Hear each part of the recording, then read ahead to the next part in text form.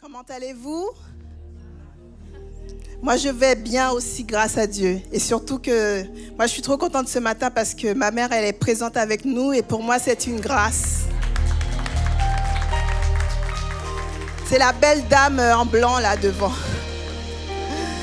Sinon, ce que Dieu m'a mis à cœur de vous partager ce matin, c'est plutôt de vous rappeler, c'est que Dieu a déjà détaché tous les liens que nous pouvons avoir pour sa seule et unique gloire.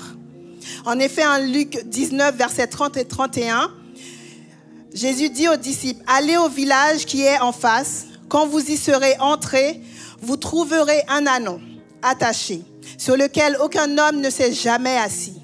Détachez-le et emmenez-le. Si quelqu'un vous demande pourquoi le détachez-vous, vous lui répondrez, le Seigneur en a besoin. » Alors, de quel lien Jésus nous a libérés? En fait, l'image de cet ânon libéré de ces liens représente bien ce que Jésus est venu accomplir sur terre, c'est-à-dire délivrer les captifs. Beaucoup de personnes, en fait, on est encore trop nombreux à vivre de façon prisonnière de nos pensées, de nos souffrances, de nos situations. Mais Jésus, en fait, il a ôté ce fardeau de nos épaules et nous permet de vivre un nouveau départ. Il nous délivre de nos addictions. Il nous libère et pense toutes nos blessures, quelles en soient. Ces choses qui nous bloquent et nous aveuglent. Et il faut aussi comprendre à travers ce passage que Dieu te réclame. De même que le propriétaire n'a pas pu retenir l'ânon qui était attaché parce qu'il a suffi qu'on lui dise que le maître en avait besoin. De même, Jésus t'a libéré. Ce qui est en fait surtout, il te réclame. S'il y a une chose que tu dois savoir, c'est que rien ne peut empêcher à quelqu'un de venir à Christ lorsqu'il le réclame. Aucune faute ne peut te retenir, aucun péché. En fait, à partir du moment où tu décides d'en rentrer dans la destinée que Dieu a tracée pour toi, à partir du moment où tu décides de répondre à son appel, si tu le décides vraiment, rien ne peut t'empêcher. En fait, croire le contraire, c'est un mensonge du diable. La parole de Dieu dit qu'il n'y a plus aucune condamnation pour ceux qui sont en Jésus-Christ. Les choses anciennes sont passées et voici toutes choses sont devenues nouvelles. Il faut aussi savoir que Dieu te libère pour plus. L'ânon n'a pas été détaché pour rien et ça, je ne vous l'apprends pas. Au contraire, le roi des rois avait prévu de monter sur lui pour faire son entrée triomphale à Jérusalem. Ce qui signifie que Dieu n'a pas été à la croix seulement pour te libérer, mais il veut que tu puisses t'épanouir, que chacun de nous puissions nous épanouir en faisant ce pourquoi il t'a créé. Et j'ai envie de nous dire qu'on n'a pas idée de la dimension vers laquelle le Seigneur veut nous emmener ce matin. On n'a pas idée de ce qu'il veut accomplir avec chacun de nous ce matin. L'ânon a porté le roi des rois. L'ânon a porté le Seigneur des seigneurs. En fait, si tu te laisses utiliser par le Dieu Tout-Puissant, alors tu seras glorifié avec lui. Et à travers lui, il fera des choses que l'oreille n'a jamais entendues, que les yeux n'ont jamais vues. Ça veut dire qu'il fera des choses que toi-même tu n'as osé imaginer. Il fera des choses qui sont humainement impossibles à travers toi, parce que tu es son enfant, parce que tu veux simplement lui plaire à travers ta vie. Alors sachant ça, je vous invite tous à vous mettre debout pour remercier Dieu pour ce qu'il a pu faire à la croix pour chacun d'entre nous. Parce qu'il mérite toute notre louange, il mérite toute notre adoration. Seigneur Dieu Tout-Puissant, je remets chacun d'entre nous entre tes mains. Je remets ce culte entre tes mains. Que tu puisses en prendre toute possession, Seigneur Dieu. Que tu puisses vraiment nous remplir de ton Saint-Esprit. Que ta présence soit palpable parmi nous. Nous avons besoin de ressentir ta présence parmi nous ce matin, Seigneur Dieu. Afin que vraiment nous puissions être disposés à te louer, disposés à t'adorer. Parce que tu es le seul qui mérite toute gloire. Tu es le seul qui mérite toute adoration, Seigneur Dieu. Et que vraiment nous puissions ressortir de ce lieu béni béni, transformé, régénéré, restauré par toi, Seigneur. Merci d'avance parce que nous savons que tu es celui qui agit, que tu es celui qui agit puissamment. Amen.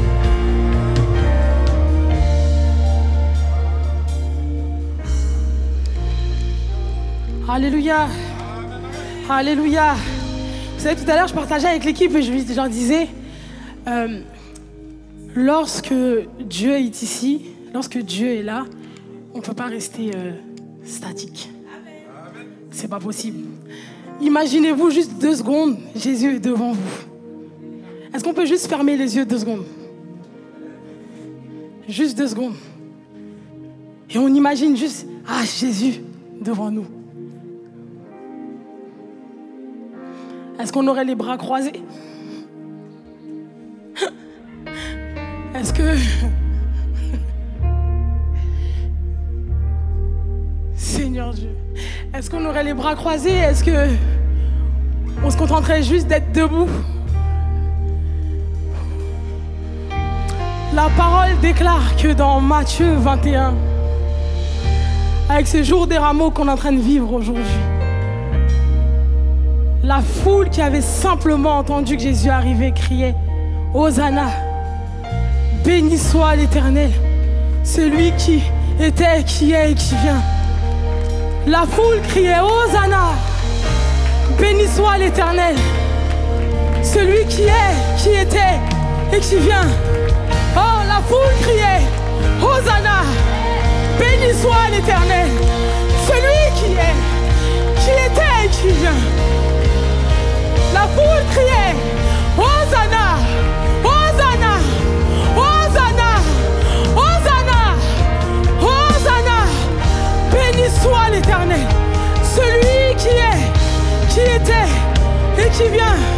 La foule criait, j'ai dit la foule criait, son peuple criait Hosanna, Hosanna. Béni soit l'Éternel, celui qui est, qui était et qui vient. Et ceux qui ont du mal à crier Hosanna, littéralement Hosanna veut dire sauve. Alors je ne sais pas de quoi tu en attends de Jésus aujourd'hui, mais juste en disant Hosanna, j'ai besoin que tu viennes me sauver. Je sais que tu es là. Alors il y a des choses qui vont se passer ce matin. Il y a des paroles que tu vas me donner qui vont me libérer. Alors Hosanna, béni soit celui qui est, qui était et qui vient. Oui, Hosanna, béni soit celui qui était et qui vient. Alléluia, Hosanna, béni soit celui qui était et qui vient. Hosanna, béni soit celui qui était et qui vient. Hosanna, béni soit celui qui était.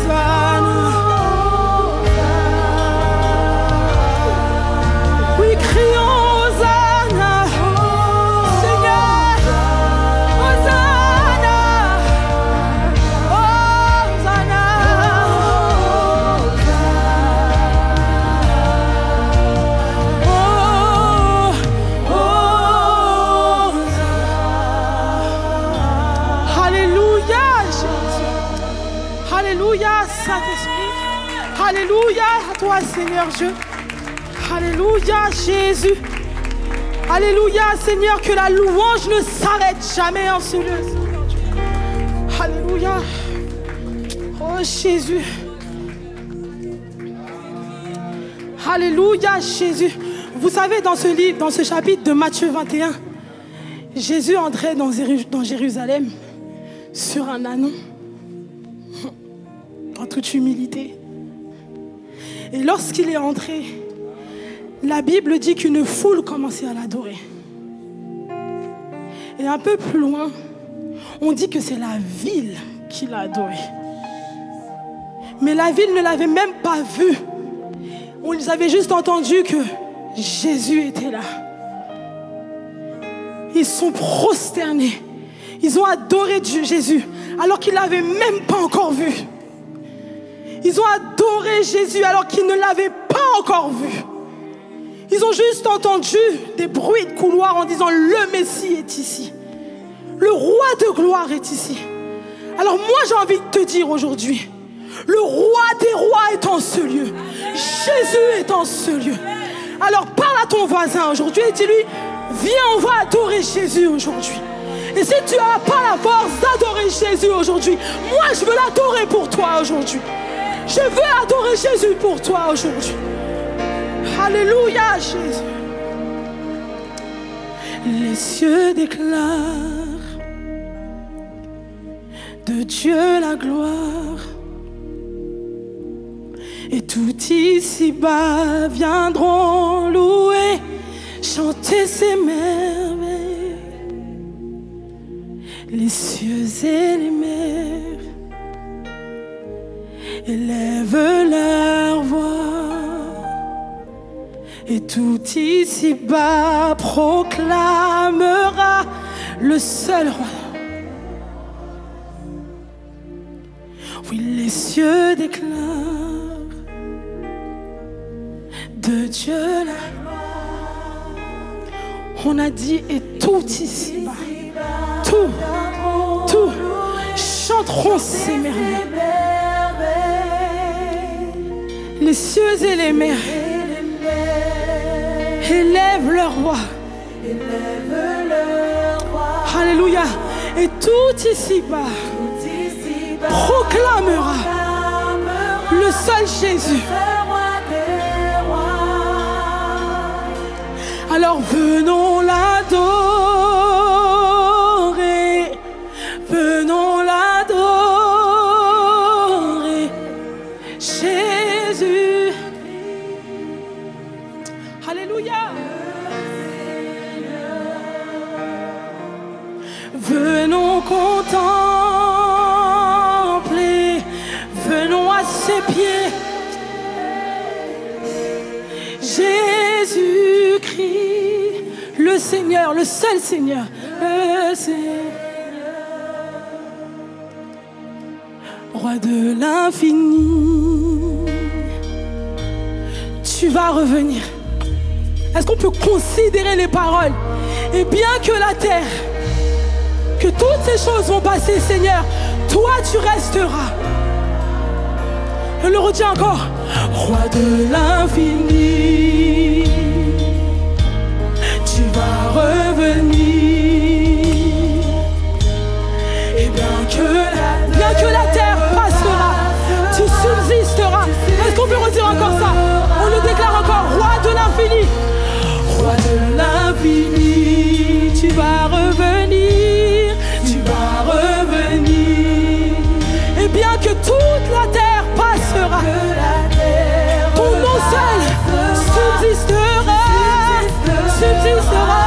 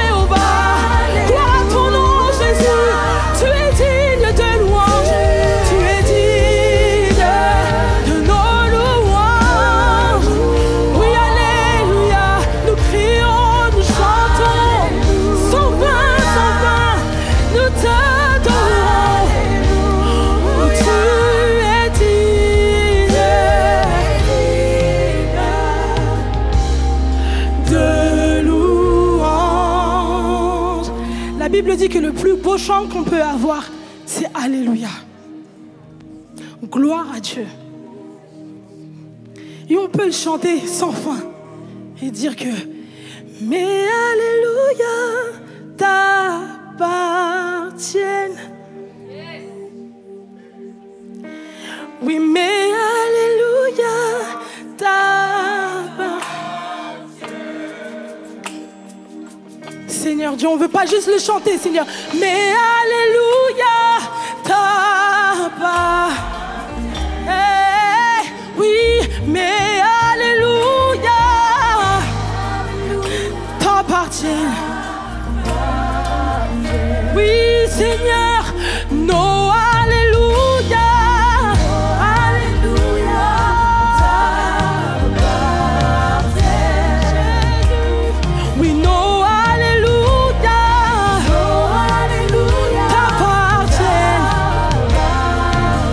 Oui, oui, nos Alléluia. Nos Alléluia t'appartiennent. T'appartiennent. Oui, Seigneur, nos Alléluia t'appartiennent. Car tu en es digne. Tu en es digne. Tu en es digne. Tu en es digne. Tu en es digne. Tu en es digne. Est-ce qu'il est digne? Est-ce qu'il est digne?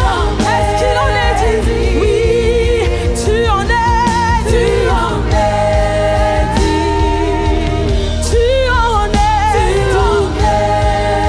digne. Tu en es digne. Tu en es digne. Oui, tu en es digne. Tu en es digne. Tu en es digne. Tu reçois la louange, tu reçois l'adoration, tu reçois l'acclamation. Oui, Seigneur, tu en es digne.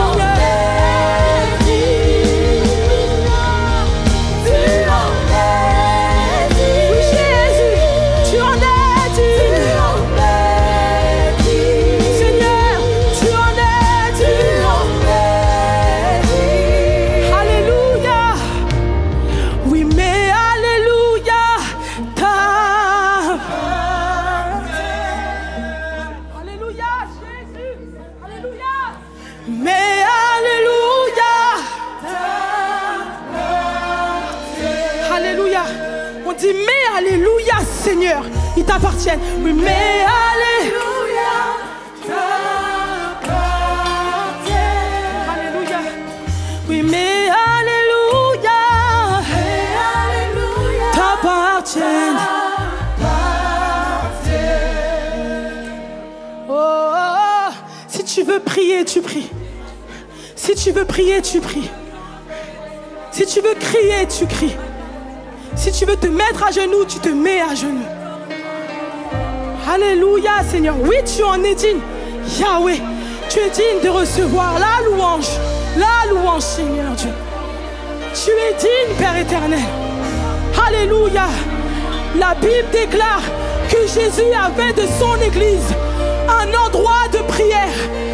Alors, Seigneur Dieu, ce matin, nos louanges montent, nos prières montent, Seigneur Dieu. Nos acclamations montent vers ton trône, Seigneur Dieu. Alléluia. Reçois, Seigneur. Reçois, Seigneur Dieu. Reçois, Seigneur. Reçois, Saint-Esprit.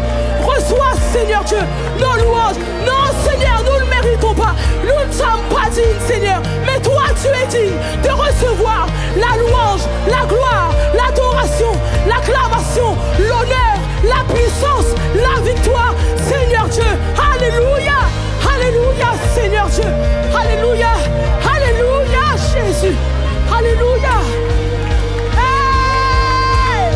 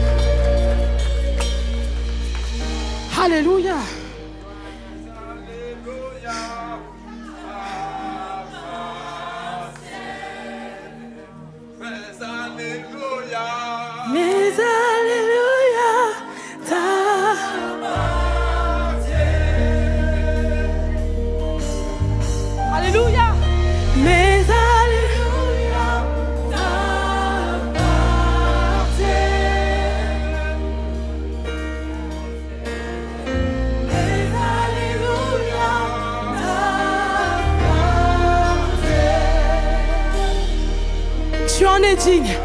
Tu en es digne. Tu en es digne.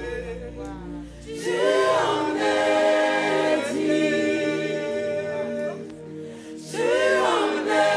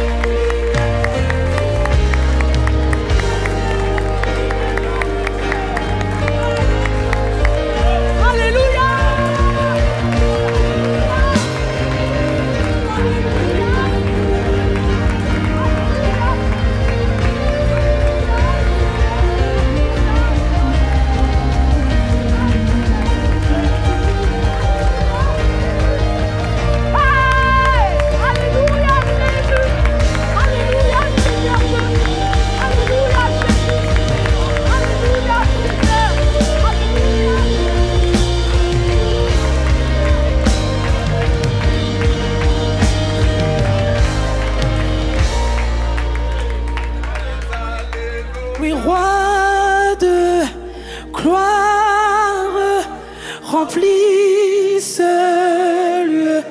Je veux être près de toi. Oui, être près de toi.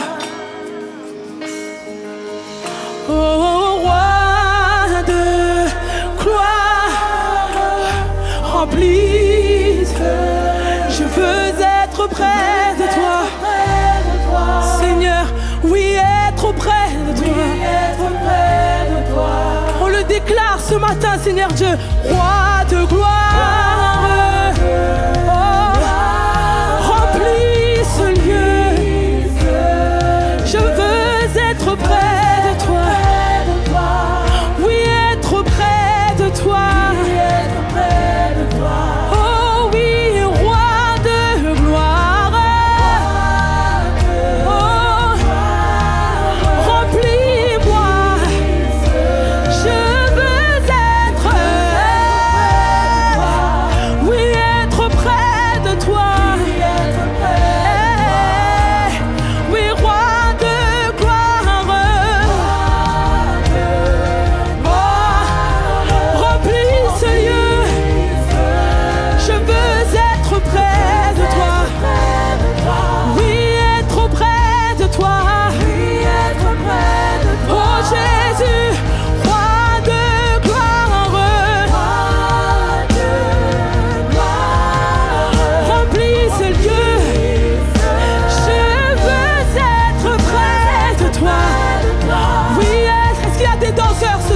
Ce matin, est-ce qu'il y a des gens qui dansent, des personnes qui chantent? Et on va le faire ce matin. Et je chante Alléluia jusqu'à ton retour. Alléluia. Et je danse en ta présence jusqu'à ton retour. Peu importe les circonstances, je fais le choix de chanter. Je fais le choix de danser. Je fais le choix de crier. Je fais le choix, Seigneur, de t'adorer. Et je danse en ta présence. Jusqu'à ton retour. Alléluia. Et je chante Alléluia. Chante Alléluia. Chante Alléluia. Chante Alléluia. Chante Alléluia. Jusqu'à ton retour. Et je danse en ta présence. Je danse. Même si je ne sais pas danser, je danse en ta présence. Jusqu'à ton retour. Alléluia. Et on le chante, Seigneur. Roi de gloire. encore. Roi de gloire, encore. Roi de gloire, viens, viens. Oui, roi de gloire, gloire de gloire, roi de gloire, viens. Alléluia, Jésus.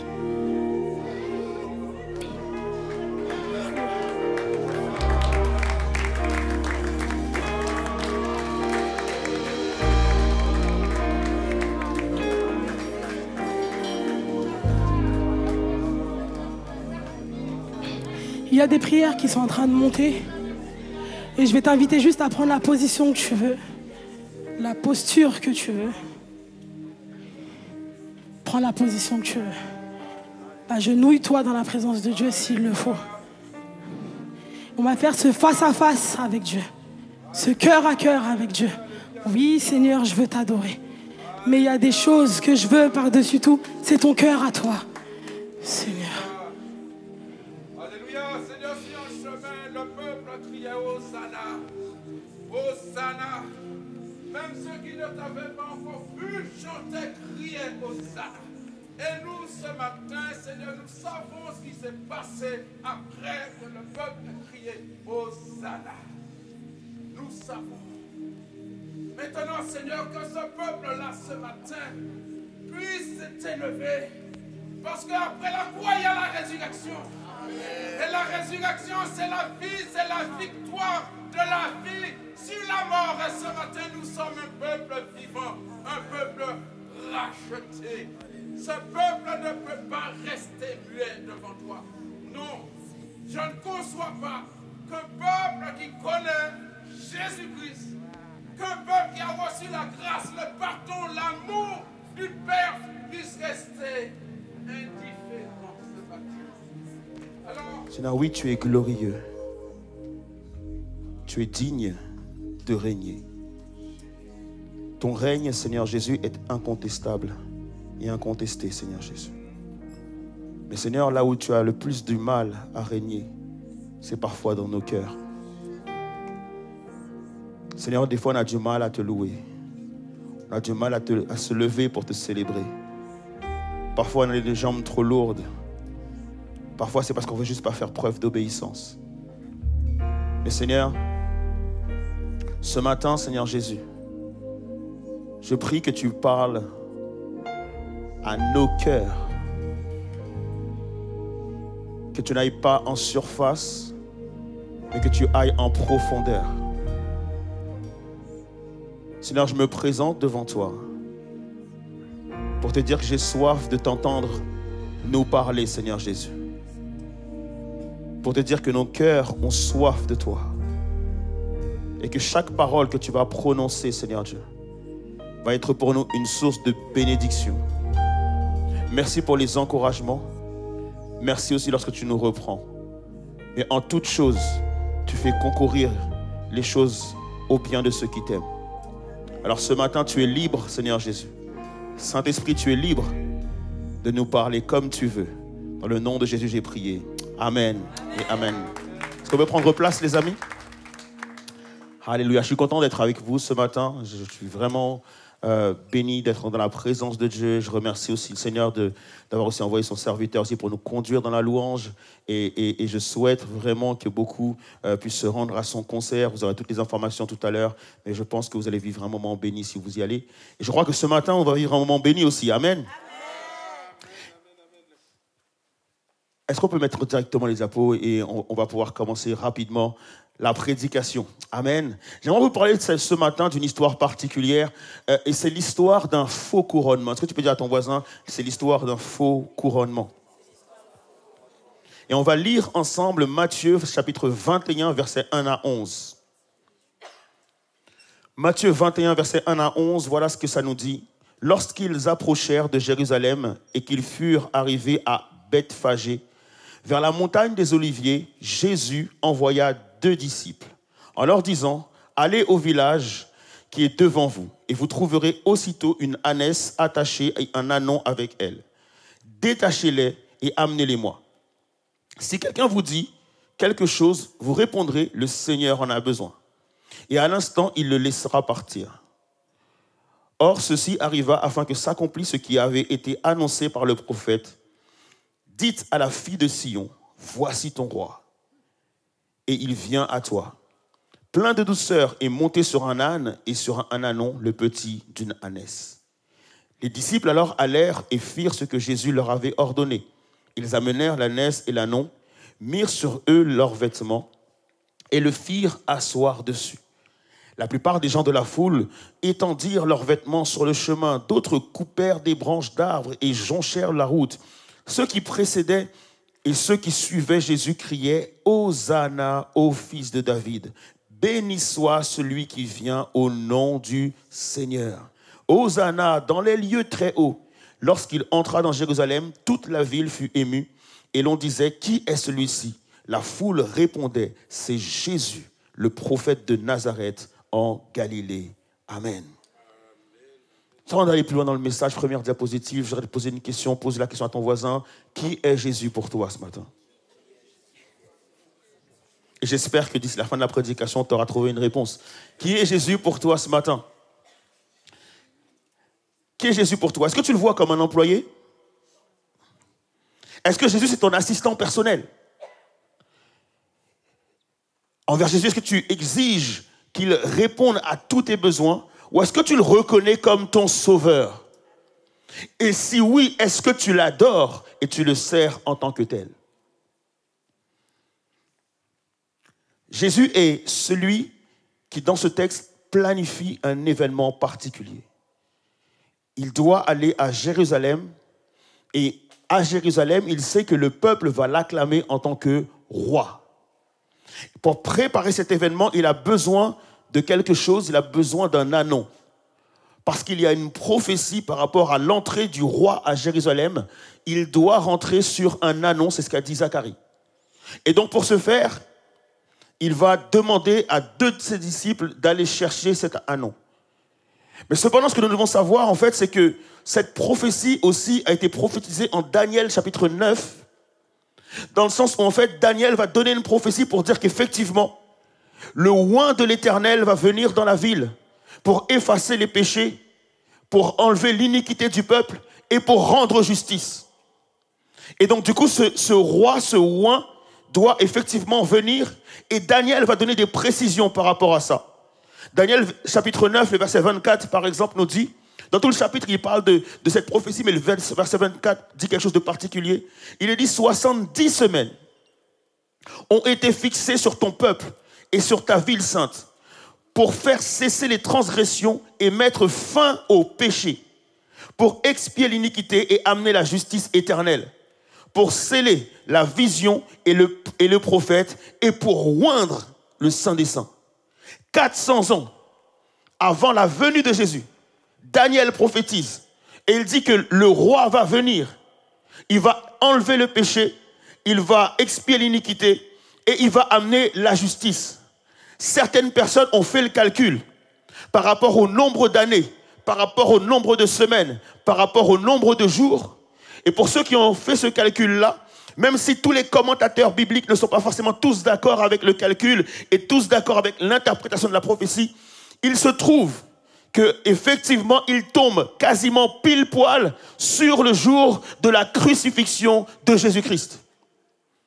En d'autres termes, Jésus est ici en train d'accomplir ce qui a été prévu de la part de Dieu. Il est le oint. Lorsqu'il vient et dit « L'Esprit du Seigneur est sur moi, il m'a oint ». Il n'existe pas d'autre oint à part Jésus-Christ. Est-ce que vous êtes d'accord avec ça ou pas? Jésus est le Messie, il est le oint de l'Éternel et il vient effectivement pour enlever le péché, enlever l'iniquité et rendre effectivement justice. Ce que je veux dire par là, et tout à l'heure, le frère l'a chanté et l'a répété par rapport à son album qui est Promesse. En fait, il nous fait comprendre que lorsque Dieu promet quelque chose, lorsque Dieu dit qu'il va arriver quelque chose, peu importe les circonstances et peu importe le temps que cela peut prendre, à partir du moment que le temps il est fixé par Dieu, ça arrivera certainement. En d'autres termes, tu comprends que Jésus, sa venue, sa naissance, la ville où il devait naître, sa vie, sa crucifixion, sa mort, sa résurrection, toutes ces choses ont été prophétisées et toutes ces choses sont arrivées. Et comme j'ai dit la semaine dernière, si c'est arrivé, alors lorsqu'il parle aussi de son retour, il reviendra nous chercher quand même. Êtes-vous d'accord avec ça ou pas? Et donc du coup, j'aimerais dire à quelqu'un ce matin, peu importe ce que Dieu t'a promis, et peu importe les circonstances, ce que Dieu t'a promis arrivera certainement. Est-ce qu'on peut être encouragé par ça ce matin? Jésus-Christ est donc celui qui organise effectivement l'événement. C'est celui qui est le chef d'orchestre de l'événement. Et il y a plusieurs personnages dans ce texte. Et on va étudier ensemble chaque personnage de ce texte pour voir ce que la Bible veut nous dire par rapport à ça. Les premiers personnages qu'il y a dans ce texte donc, sont les disciples. Les disciples sont avec Jésus. Ils arrivent dans un petit village qui s'appelle Beth, tellement je ne connais pas, je reviens. Bethphagée, ok. Ils arrivent à Bethphagée. Et Jésus leur dit quoi? Il leur dit, vous allez rentrer dans ce village et vous allez trouver un ânon avec une ânesse et vous allez les détacher. Si on vous demande quoi que ce soit par rapport à ça, vous allez dire, le maître en a besoin. Maintenant, il faut nous mettre 30 secondes à la place du disciple. Je ne sais pas si Jésus te dit un jour, tu vas aller dans ce village et arriver dans ce village, comme ils ne t'ont jamais vu, ils ne savent pas qui tu es, ils vont tous te regarder comme si tu venais de Mars. Ils te regarderont bizarrement, mais ne prête pas attention à ça. Rentre dans le village et dans ce village, tu vas trouver la plus belle maison du village. Et arrivé dans la plus belle maison du village, sur le parking, il y aura une Lamborghini. Elle est toute neuve. Personne ne l'a encore jamais utilisée. Tu vas arriver, tu vas sonner, et quand le propriétaire de la voiture sortira, tu lui diras, j'ai besoin des clés. Et si jamais il ne veut pas, tu lui dis, le maître en a besoin. Je ne sais pas pour vous, mais je suis sûr et certain que je prends n'importe lequel d'entre vous, il n'y a personne qui serait là-bas. Les disciples ont juste obéi. Tu sais, et quand tu lis ce texte, tu dois te poser des questions, mais pourquoi? Pourquoi les disciples ont juste obéi? Parce que moi, personnellement, j'aurais eu peur de rentrer dans un village que personne ne me connaît, je veux prendre un âne comme ça et partir. Non. Et en fait, je me dis, les disciples ont obéi. Pourquoi? Parce que ces disciples ont vu Jésus lorsqu'il y avait une tempête et que Jésus a dit à cette tempête de se taire. Et la tempête s'est tue. Ces mêmes disciples, lorsqu'à un moment donné, dans un mariage, il manquait du vin, ils étaient tous en panique, ils ne savaient pas quoi faire. Et Jésus leur a dit, maintenant, allez servir le vin. Et dans leur tête, ils se disaient, mais c'est de l'eau. Et quand les gens commençaient à boire, c'était du vin. Ces mêmes disciples, alors qu'ils étaient un jour sur leur barque, et il faisait nuit, il faisait sombre en tout cas, et qu'ils avaient peur, et ils se disaient, mais où est Jésus? Et ils l'ont vu apparaître, tel un fantôme, en train de marcher sur l'eau. À ce moment-là, Pierre, elle a dit, est-ce que je peux faire la même chose? Et Jésus lui a dit, rejoins-moi. Et Pierre a commencé à marcher sur l'eau. En fait, ce que je suis en train de t'expliquer, c'est que la seule raison pour laquelle les disciples ont dit oui, c'est parce qu'ils ont eu l'expérience qu'à chaque fois que Jésus disait quelque chose, cela arrivait. Le problème qu'on a, nous, c'est que pourquoi nous, on serait tentés de dire non? C'est parce que justement, on n'a peut-être pas assez d'expérience, on n'a pas assez de souvenirs de nos expériences. Les amis, il est temps de commencer à rentrer dans une démarche de relation avec Dieu, où tu vas commencer à être audacieux, où tu vas commencer à formuler des prières audacieuses et voir que ton Dieu est capable de répondre à n'importe quelle prière. Et à chaque fois qu'il répondra à une prière et que tu verras que la difficulté qui se présente a l'air grande devant toi, tu te diras, Jésus l'a déjà fait, ce qu'il a déjà fait, il peut simplement le refaire.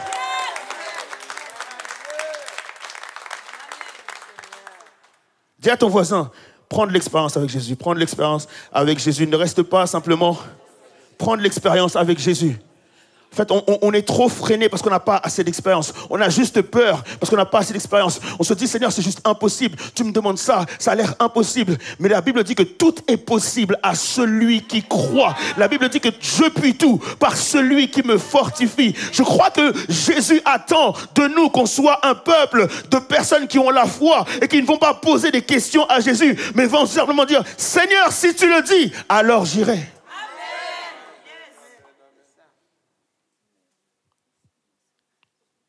Il y a un deuxième personnage dans ce texte, les propriétaires. Les propriétaires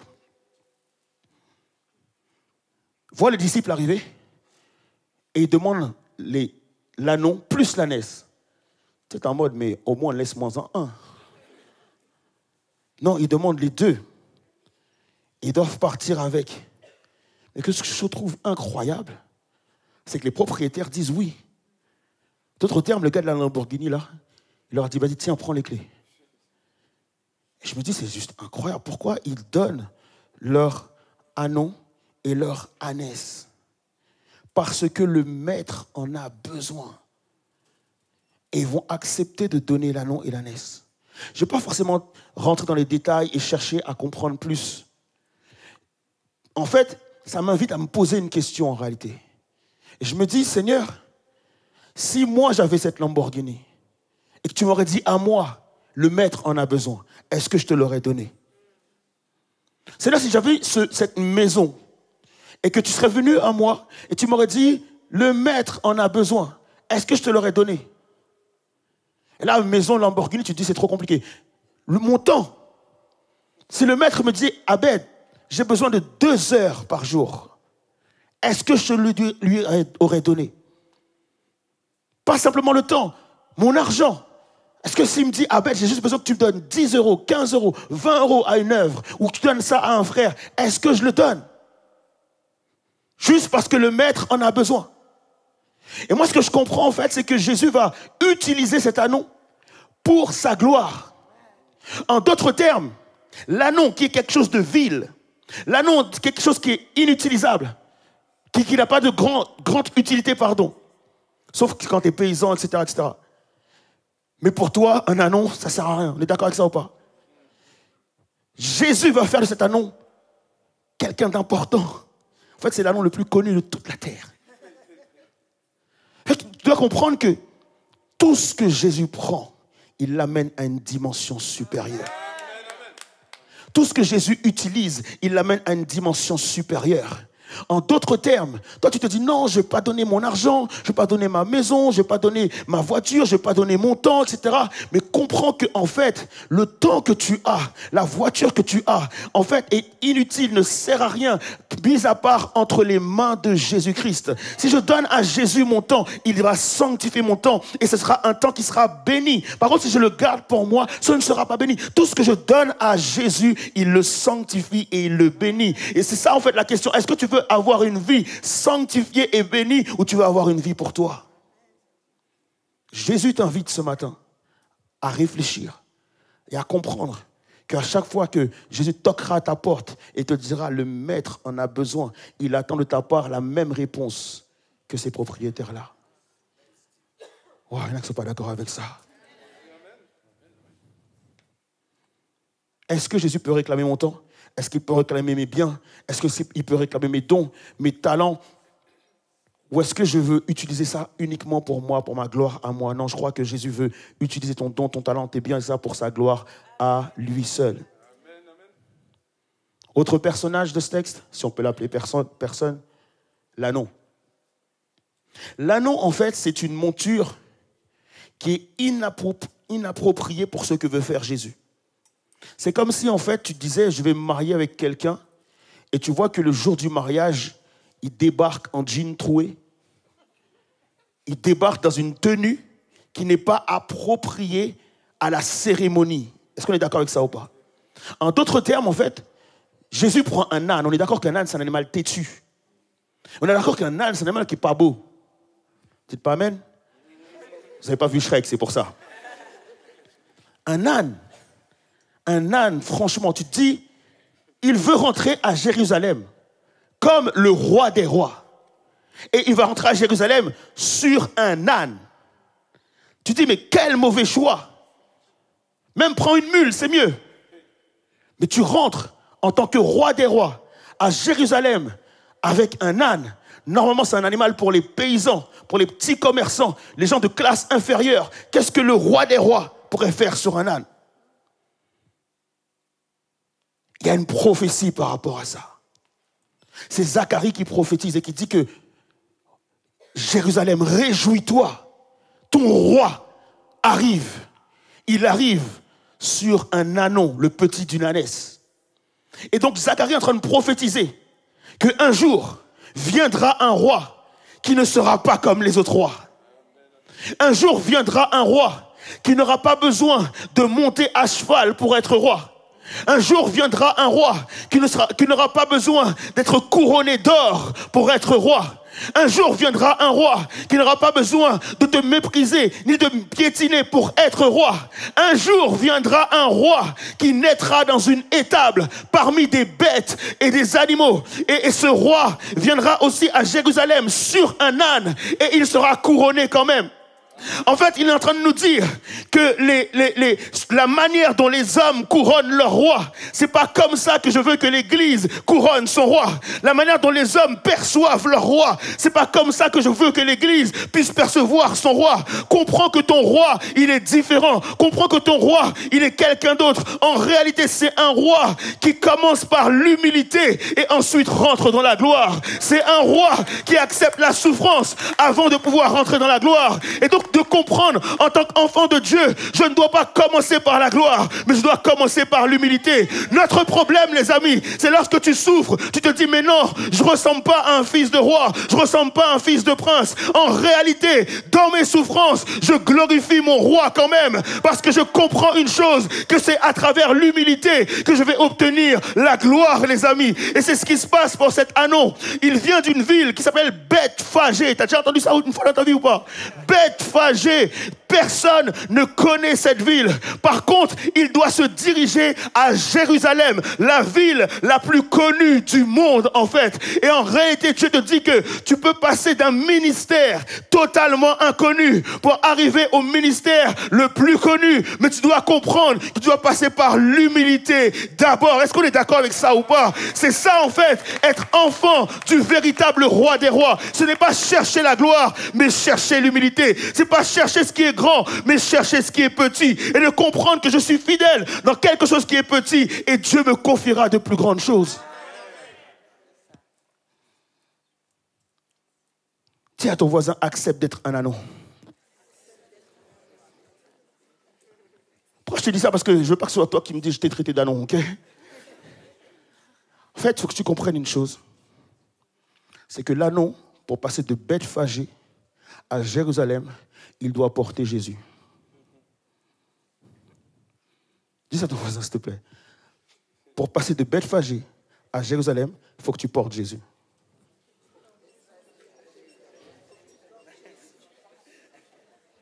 Tu veux que je te dise ce que ça veut dire, porter Jésus? En d'autres termes, pour participer à la gloire de Dieu, il faut participer aux souffrances de Jésus. C'est ça, porter Jésus.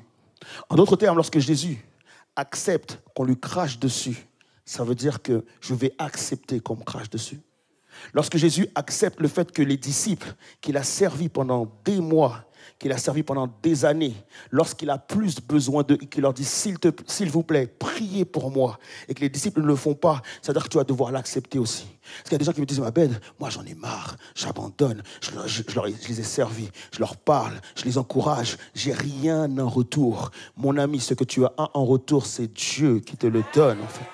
Il faut que tu comprennes que Jésus-Christ, porter Jésus, c'est d'accepter de prier pour des gens qui ne prient pas pour toi. Porter Jésus, c'est d'accepter de servir des gens qui ne te serviront peut-être jamais. Porter Jésus, c'est d'accepter de bénir des gens qui ne te diront peut-être jamais merci. Porter Jésus, c'est d'accepter de pouvoir dire bonjour à quelqu'un qui ne te dit pas bonjour en retour. Porter Jésus, c'est d'accepter de voir quelqu'un dans le couloir et qui s'assoit à la même chaise que toi et qui finalement ne t'aime pas. Porter Jésus, c'est ça les amis, c'est de comprendre qu'effectivement, Jésus a porté tout ça pour rentrer dans la gloire. Et c'est ça notre problème, les amis, c'est qu'on cherche la gloire beaucoup trop. On n'est pas assez patient, on n'est pas assez en paix, on n'est pas assez bien dans le truc parce qu'on veut toujours trop rapidement les choses. Et Jésus te dit non, il faut que je t'amène à maturité, il faut que j'amène à ton caractère à maturité, il faut que je ramène l'humilité dans ta vie, pas la fausse humilité. Tu sais, il y a des gens qui sont faussement humbles, qui disent ah non mais vous inquiétez pas, laissez-moi derrière. Non, ça c'est de la fausse humilité. Non, la réalité c'est que en fait en Dieu tu peux briller et être humble quand même. Accepte l'injustice, parfois la condamnation, parfois les moqueries, parfois le fait qu'on ne pense pas à toi, parfois le fait qu'on ne te choisit pas, parce que toutes ces choses précèdent la gloire. Celui qui veut participer à la gloire de Dieu doit accepter les souffrances de Jésus-Christ. Il y a quelqu'un qui a un Siri par là. Bon. Paul est l'apôtre le plus connu. Paul a participé à la gloire de Dieu. Paul est celui qui, à la fin de sa vie, lui dit « J'ai achevé ma course. Et désormais, la couronne de justice m'est réservée. » Je ne sais pas si tu te rends compte de la certitude et de l'assurance. Désormais, la couronne de justice m'est réservée. Mais avant de dire ça, voilà ce que Paul dira à un moment donné dans sa vie. Il dit, 2 Corinthiens 11, 24, 26 nous dit, souvent en danger de mort. 5 fois, j'ai reçu des Juifs, 40 coups moins 1. 3 fois, j'ai été battu de verge. 1 fois, j'ai été lapidé. 3 fois, j'ai fait naufrage. J'ai passé 1 jour et 1 nuit dans l'abîme. Fréquemment en voyage, j'ai été en péril sur les fleuves, en péril de la part des brigands, en péril de la part de ceux de ma nation, en péril de la part des païens, en péril dans les villes, en péril dans les déserts, en péril sur la mer, en péril parmi les faux frères. Oui, je participe à la gloire de Dieu. Oui, mon ministère est un ministère qui est juste extraordinaire. Oui, j'ai été fondateur de plusieurs églises. J'ai été pasteur dans beaucoup d'assemblées. J'ai béni des gens. À tel point, j'avais une onction sur ma vie que quand je n'avais pas le temps de me rendre à un endroit, j'envoyais mes vêtements. Et lorsque les gens n'avaient que touché mes vêtements, ils étaient guéris, les amis. Oui, c'est un ministère extraordinaire, mais c'est un ministère de souffrance où Paul dira « Je suis l'esclave de Jésus-Christ ». Et ma question ce matin, est-ce que tu es l'esclave de Jésus-Christ ? Ou est-ce que tu es le roi de Jésus-Christ? Est-ce que tu portes Jésus-Christ? Ou est-ce que c'est Jésus-Christ qui finalement te porte? Est-ce que tu acceptes les souffrances de Jésus? Ou est-ce que tu te contentes simplement de venir à l'église? Et si jamais Jésus ne fait pas ce que tu veux, tu sors. Tu pars. Tu dis, moi, c'est plus la peine. L'évangile, ça ne sert à rien. Ça n'a pas changé ma vie. Ma vie est encore pire. C'était mieux avant. Non, en réalité, tu dois comprendre que derrière la souffrance, il y a la gloire. Mais tu dois accepter la souffrance. On va aller un peu plus loin. Il y a un autre groupe de personnes. Le peuple. La foule. Alors, quand tu lis ce texte, tu te dis, c'est incroyable. Jésus rentre dans Jérusalem sur un ânon et tu as une foule en liesse. Tu as une foule en délire. Tu sais, c'est comme si tu voyais l'équipe de France au champ. Tu as une foule en délire, en liesse. Et ils ont des applaudissements qui ne cessent pas. Tu sais, pendant des heures, ils vont applaudir. Pendant des heures, ils vont crier « Hosanna ». Pendant des heures, ils vont accueillir Jésus. Tellement le truc dure, certains en fait vont rentrer chez eux, vont prendre une branche de palme et vont revenir sur le lieu de l'événement et ils vont brandir leur feuille de palme et ils vont dire « Hosanna, béni soit celui qui vient au nom du Seigneur ». Moi, je vois ça, je dis, oh, il y a un réveil ici. Oh là là, oh, il y a un réveil ici, c'est incroyable. Ils sont en train de louer Dieu comme jamais. Ils sont en train d'acclamer Jésus. Ils sont en train d'acclamer le roi des rois. Et ils sont en train de louer Dieu comme jamais. Et je me dis, mais c'est juste pas possible que ce même peuple qui crie, Hosanna, béni soit celui qui vient au nom du Seigneur, La semaine d'après, ce même peuple, les mêmes têtes, les mêmes personnes vont dire « crucifiez-le ». Les amis, je peux assister à une scène de louange, mais je dois être en mesure de savoir est-ce que Dieu est dans cette louange. Pourquoi? Parce qu'en fait, il faut faire la différence entre la louange rituelle et la louange authentique. Et voilà ce que Dieu dit de la louange rituelle. Ésaïe 1, verset 12-15, et accroche-toi bien. Ésaïe 1, verset 12-15, voilà ce que Dieu dit lorsque tu loues le Seigneur comme si c'était une religion, une habitude. Il dit, quand vous venez, vous présentez devant moi, qui vous demande de souiller mes parvis. Cessez d'apporter de vaines offrandes.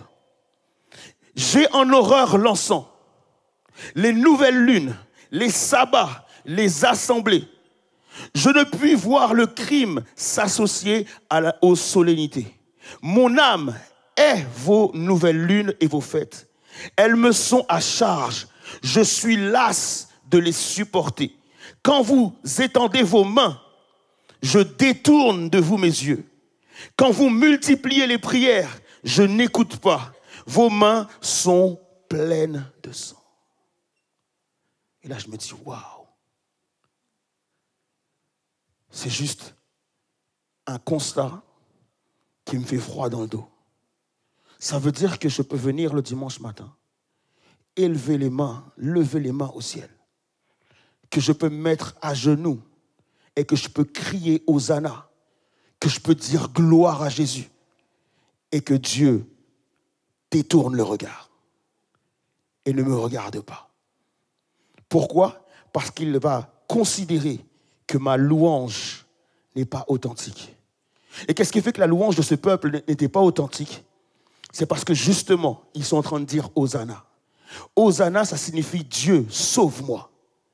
Et Dieu, sauve-moi maintenant. Et donc, ils sont en train de crier Hosanna. Et la semaine d'après, ils voient celui vers qui ils ont crié Hosanna être crucifié sur le bois.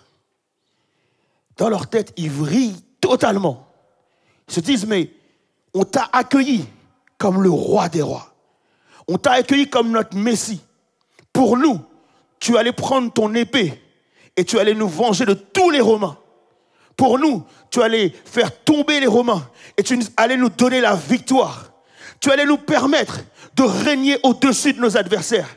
Tu allais nous permettre de pouvoir danser et chanter et tu allais nous donner la victoire. Pour nous, tu étais le Messie. Et aujourd'hui, regarde-toi. Tu es juste sur une croix. Tu es une honte pour nous. Tu es un gâchis. On a perdu notre temps. On n'aurait jamais dû aller là-bas. On n'aurait jamais dû croire en toi. Aujourd'hui, donnez-nous Barabbas et crucifiez ce faux roi. Laissez-le mourir. Et moi, c'est ce qui me fait froid dans le dos, les amis. C'est dans le sens où je me dis, Seigneur, est-ce que ce matin, je suis en train de te louer en fonction de ce que tu me donnes? Seigneur, est-ce que ce matin, je suis en train de te louer parce que tu me donnes de l'argent? Est-ce que je suis en train de te louer parce que tu as répondu à une prière? Est-ce que je suis en train de te louer parce que tout simplement tu m'as donné un travail? Est-ce que je suis en train de te louer à cause des habits que tu m'as donnés? Est-ce que je suis en train de te louer à cause de ma femme que tu m'as donnée, de mes enfants que tu m'as donnés? Seigneur, et si tu ne me donnais rien de tout ça, est-ce que je serais capable de te louer quand même? Est-ce que je serais capable de t'adorer quand même? Est-ce que c'est ce matin une vraie louange authentique ou est-ce que c'est une fausse louange? Est-ce que c'est simplement la louange de celui qui tape des mains parce que c'est facile? Lorsque je te dis lève-toi, tape des mains. Lorsque je te dis lève-toi, dis gloire à Dieu. Lorsque je te dis lève-toi, chante alléluia. Parce que c'est très facile. Lorsque l'équipe de louange est là et que tu te dis mes alléluia t'appartiennent, est-ce qu'elles appartiennent vraiment à Dieu? Est-ce que ton cœur est réellement tourné vers Dieu? Est-ce que ta vie est réellement tournée vers Dieu? Est-ce que ce matin, tu as considéré que Jésus-Christ n'est pas seulement ton sauveur, mais qu'il est ton roi et ton roi des rois? Est-ce que ta vie est conforme à ta louange? Est-ce que ta vie est conforme à ce que tu dis? Ou est-ce que tout à l'heure, tu as un projet, tu as un plan qui est en réalité un péché et que tu te dis je peux louer Dieu quand même, malgré ça que c'est pas grave? Est-ce que tu te dis c'est pas grave si ma vie est une vie sans dessus-dessous, si ma vie n'est pas une vie qui a un sens devant Dieu, où véritablement je suis un adorateur, mais un adorateur qui est obéissant à la loi et à la parole de Dieu? Ou est-ce que je suis juste quelqu'un qui vient faire semblant dans l'église et je me mets par terre et je lève les bras et je crie Hosanna alors que je suis dans une vie de péché? C'est exactement ce que Jésus est en train de dire au peuple. Parce que quelques minutes après, lorsqu'ils ont tous crié Hosanna, Jésus se retrouve dans un endroit tout seul et il pleure. Il pleure la ville. Si tu peux juste afficher le verset, s'il te plaît. Il pleure sur la ville. Ils viennent de le louer. Tu te dis, mais il aurait dû être content. Jésus pleure. Jésus pleure la louange de ce peuple. Jésus pleure les liesses de ce peuple. Jésus pleure la joie de ce peuple. Parce qu'il est en train de leur dire, vous êtes dans une fausse joie. Vous n'êtes pas vraiment en train de louer le roi des rois. Vous êtes en train de me louer parce que vous attendez quelque chose de ma part. De la même manière qu'il disait aux gens, mais vous venez me voir parce que je vous ai donné du pain hier. Parce que je vous ai donné à manger hier.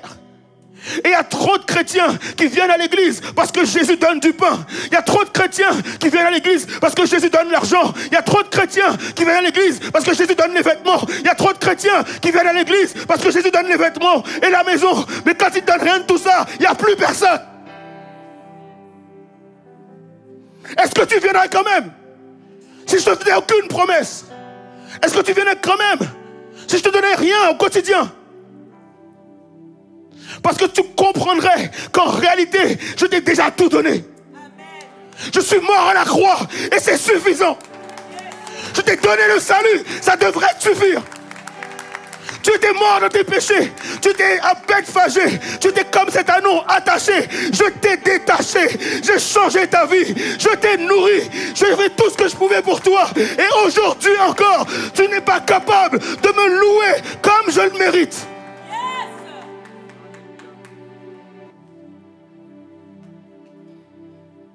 Je ne sais pas pour vous, mais je n'ai pas envie d'arriver devant Jésus en ayant honte. Je n'ai pas envie d'arriver devant Jésus en étant gêné. J'ai envie d'arriver devant Jésus et qu'il puisse me dire, bon et fidèle serviteur, entre dans le repos, rentre dans la maison de ton Père. Je dois vivre une vie d'obéissance. Je dois porter Jésus. Je dois porter ma croix. Et peu importe les circonstances, je veux la porter quand même. Le sacrifice de Jésus-Christ est suffisant. Je veux te louer ce matin, Seigneur, parce que ton sacrifice est suffisant. Le sacrifice de Jésus-Christ est suffisant pour que je puisse lui obéir. Je voudrais vraiment ce matin, parce que je n'ai pas l'habitude de le faire. Et parce que je sais que c'est quelque chose qui est difficile. Mais j'aimerais qu'on puisse se lever tous ce matin.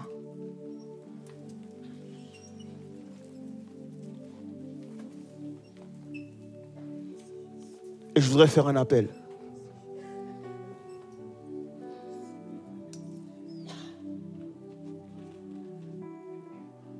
Je voudrais appeler toutes les personnes qui veulent reconsidérer leur vie devant Jésus-Christ. Je voudrais appeler toutes les personnes qui veulent se dire ce matin, Seigneur, je veux faire de toi mon roi, mon Seigneur et mon Maître. Je ne veux plus d'une vie où je fais semblant. Je ne veux plus d'une vie où je suis chrétien le lundi et que je ne le suis plus le mercredi. Je veux une vie où je suis chrétien lundi, mardi, mercredi, jeudi, vendredi, samedi, dimanche. Et je répéterai ça jusqu'à ton retour. Et si Jésus prêche ce message ce matin, ce n'est pas pour te condamner, mais c'est pour te sauver. Parce que le but de Jésus, et c'est ce qu'il voulait que ce peuple comprenne, qu'il était là pour les sauver. Pas des Romains, mais du péché. Pas des Romains, mais de la condamnation éternelle. Pas des Romains, mais pour une vie dans l'éternité sans Dieu.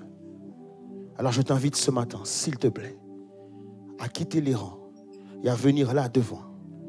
Parce qu'on a à cœur de prier pour toi. Que tu viennes devant et que tu viennes en te disant, Seigneur, je veux confesser que ma vie n'est pas forcément conforme à toi. Mais ce matin, tu m'appelles peut-être à revenir à toi. Tu m'appelles, Seigneur Dieu, à changer de vie. Tu m'appelles à changer de conception. Tu m'appelles à changer ma manière de vivre. Et si tu m'appelles ce matin, c'est parce que simplement tu as pitié de moi. Jésus a pleuré. Jésus a pleuré parce qu'il s'est dit, je vais faire une œuvre. Je vais mourir à la croix. Dans une semaine, je mourrai à la croix pour que ta joie soit parfaite. Mes pleurs seront ta joie. Mes douleurs et mes souffrances seront ta paix et ta guérison.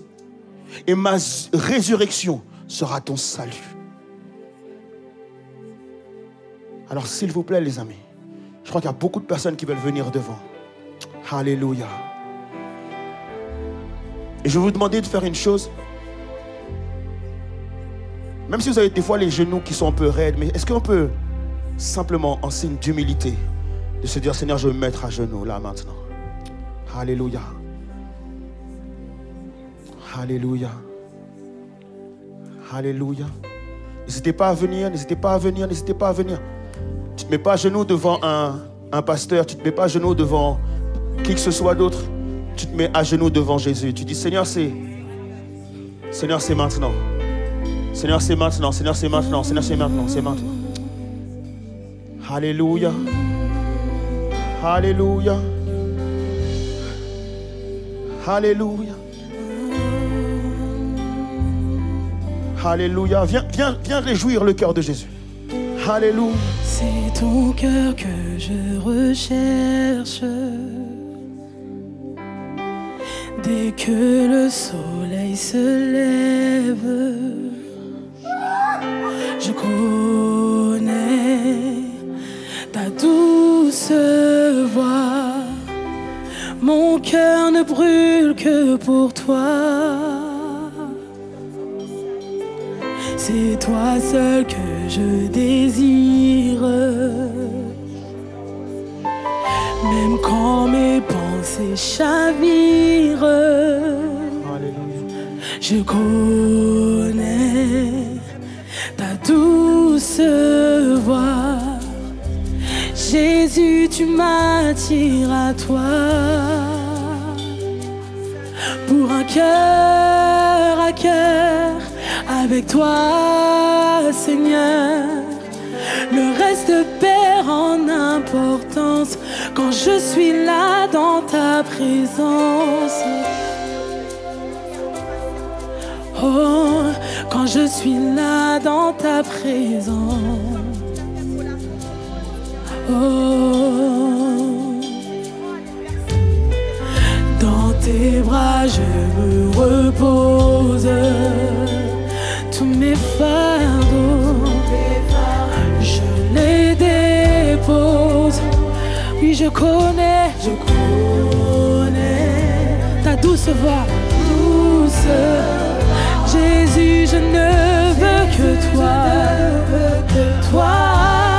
pour un cœur à cœur avec toi, Seigneur. Le reste perd en importance quand je suis là dans ta présence. Oui, face à face devant ta grâce. Le reste perd en importance quand je suis là dans ta présence. Pour un cœur à cœur avec toi, mon Seigneur. Le reste perd en importance quand je suis là dans ta présence. Oui, face à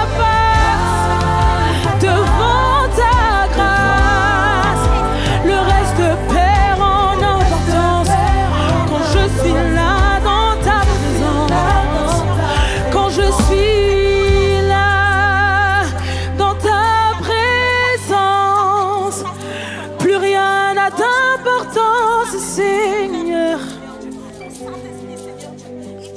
Oh, je plie le genou, j'abandonne tout. Le seul désir de mon cœur, c'est ton cœur. Je plie le genou, j'abandonne tout. Le seul désir de mon cœur, c'est ton cœur.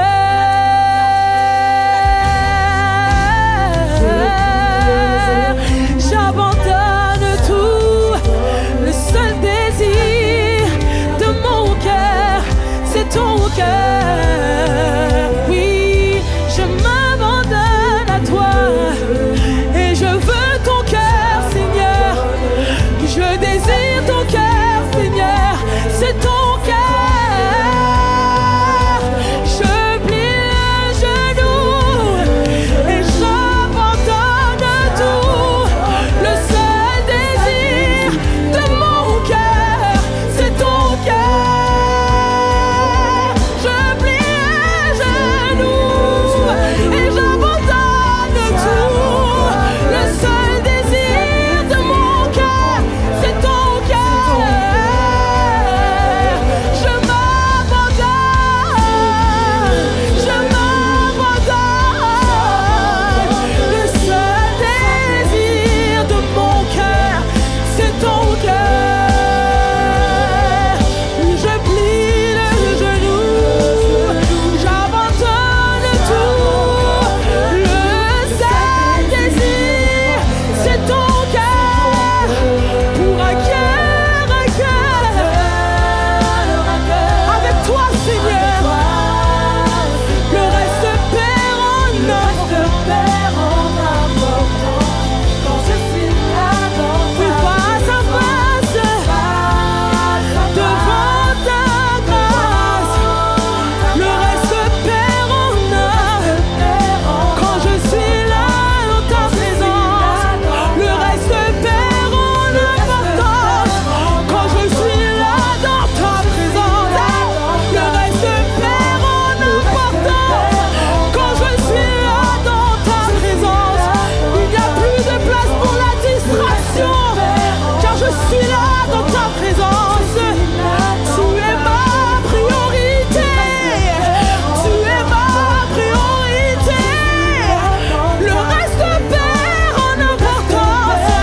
Quand je suis là dans ta présence. Il n'y a plus rien. Il n'y a plus rien, Seigneur. Oh, pour un cœur avec toi, Seigneur. Le reste perd en importance. Quand je suis là. Oui, Seigneur, toi et moi on fait en face à face. Et je suis devant ta grâce. Le reste perd en importance. Quand je suis là, quand je suis là. Oh, Jésus. Oh. Oh. Oui, je m'abandonne. Je m'abandonne. Je m'abandonne. Je m'abandonne. Je m'abandonne. Je m'abandonne. Je veux mieux te connaître. Je veux mieux te connaître. Oui, je m'abandonne. Je m'abandonne. Et je veux mieux te connaître. Seulement toi, oui, que toi. Oh, à tes pieds.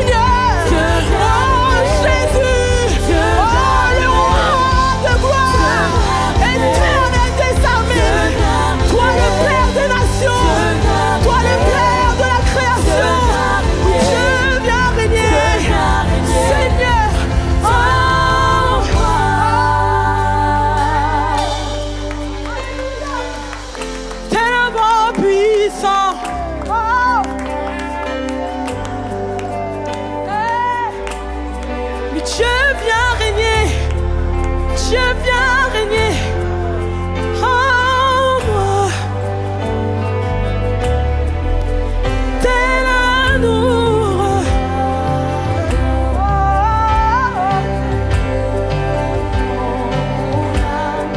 Je viens régner en moi. Tel un vent puissant souffle-moi. Je viens régner. Je viens régner. C'est ta prière en moi. Parce que la terre a tremblé, le voile s'est déchiré, des armes en la mort élevées. Les cieux chantent ta gloire et l'écho de, juste l'écho de ta victoire, car tu es le roi ressuscité. Non, tu es sans rival, non, tu es sans égal. Dieu, tu triomphes.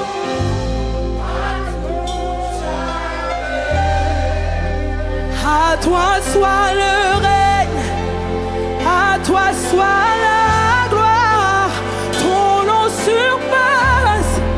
Ah, car la terre a tremblé, le voile s'est déchiré, les armes en la mort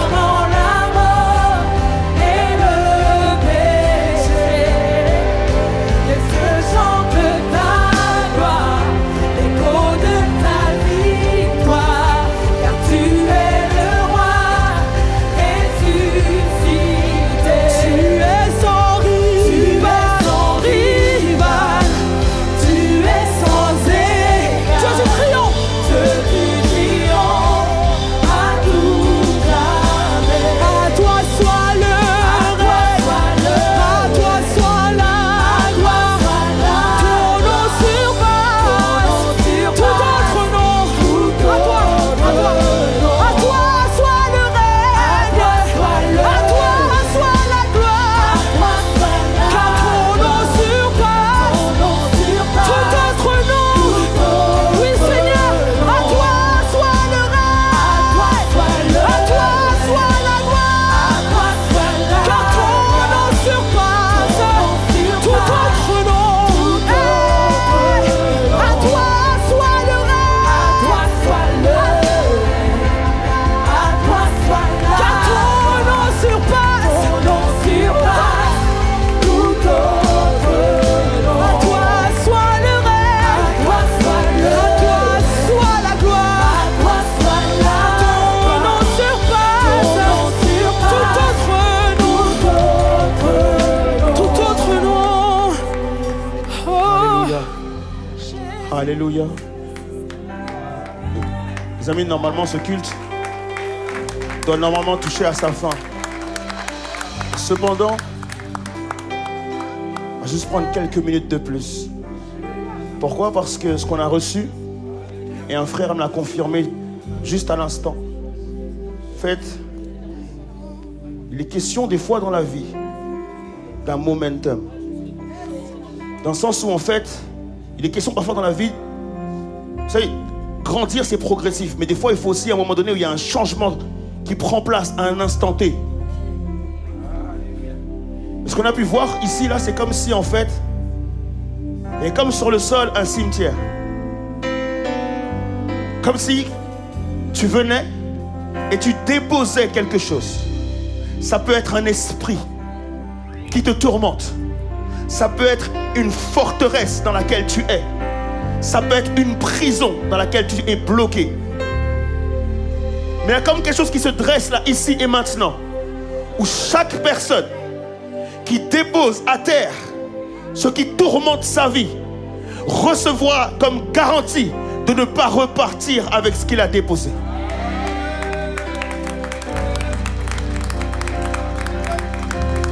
Parce que je ne voudrais pas rester longtemps, mais je voudrais qu'on termine par ce chant.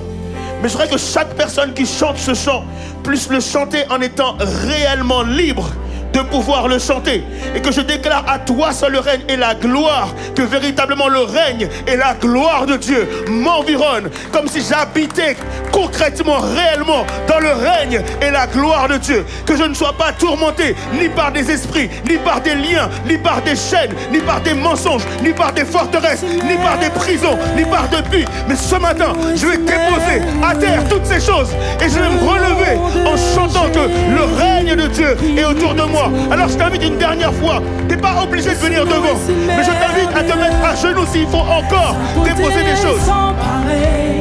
Et lorsque tu te lèveras, est-ce qu'on peut glorifier Jésus ensemble, s'il vous plaît? Alléluia. Jésus, oh ce nom est si merveilleux. Alléluia. Oh ce nom est si merveilleux.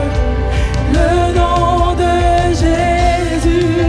Si tu as besoin de déposer, n'hésite pas. Si tu as besoin de déposer, n'hésite pas. On a le temps ce matin. Si tu as besoin de déposer, n'hésite pas. Et quand tu te mets à genoux, prononce ce que tu déposes. Si c'est un péché, prononce-le. Alléluia. Prononce ce que tu déposes. Prononce-le. Dis ce que tu déposes.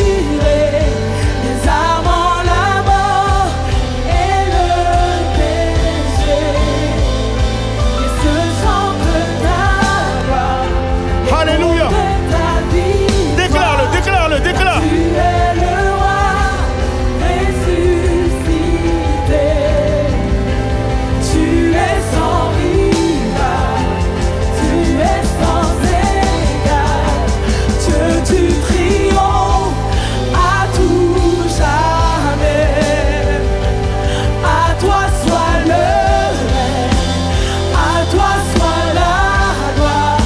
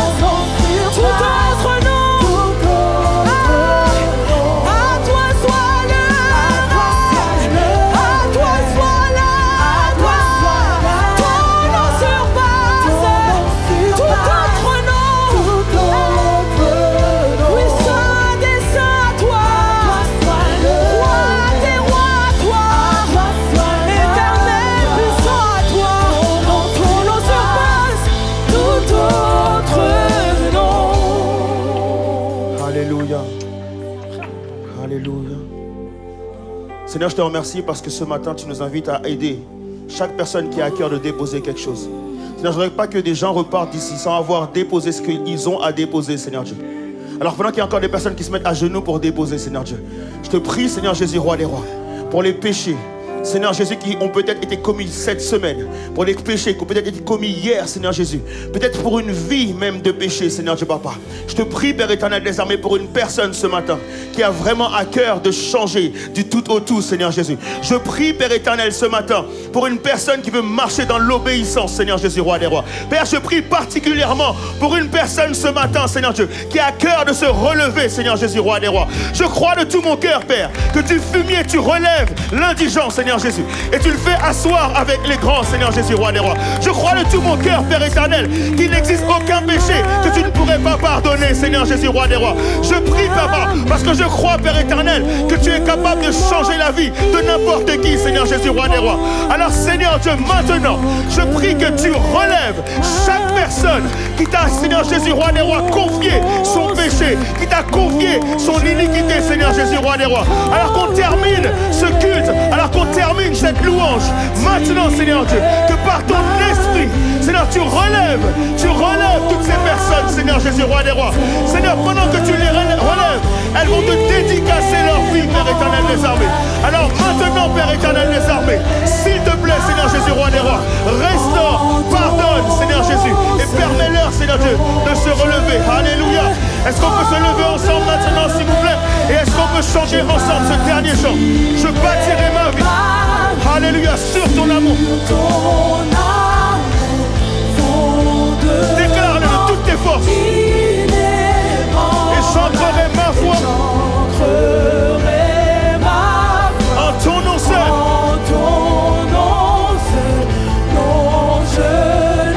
Alléluia. Et plus de compromis avec le diable. Je bâtirai ma vie. Je bâtirai ma vie. Il n'y aura plus de compromis. Alléluia.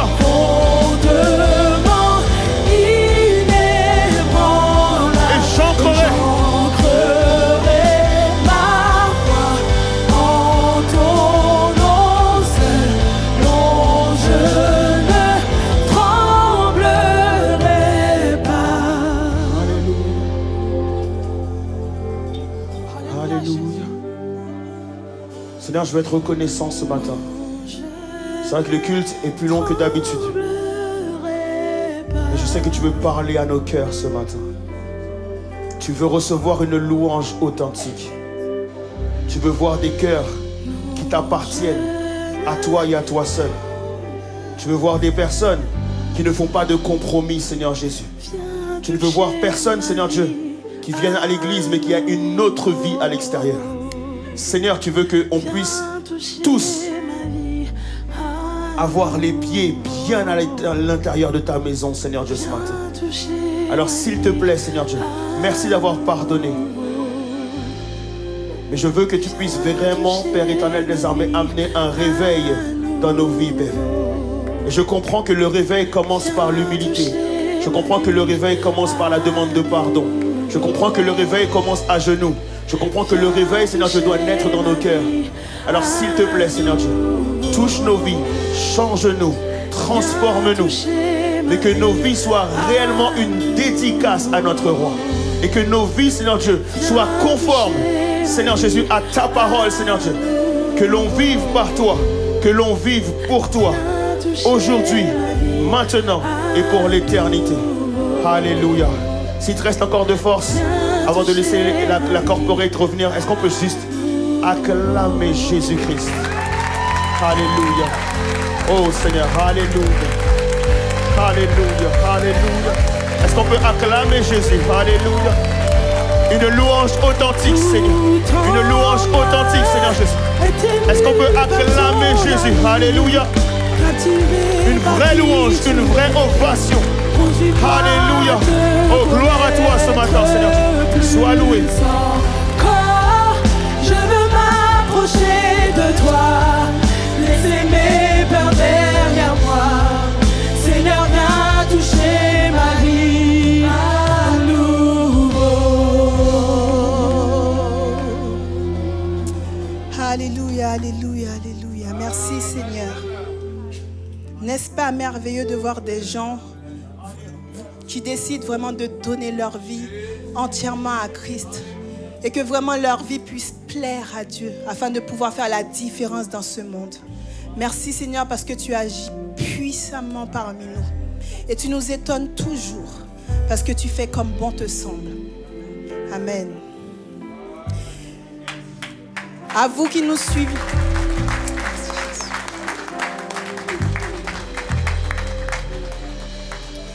À vous qui nous suivez en ligne, je vous souhaite un bon dimanche et je vous dis à dimanche prochain si Dieu veut. Bonne semaine et que Dieu vous bénisse.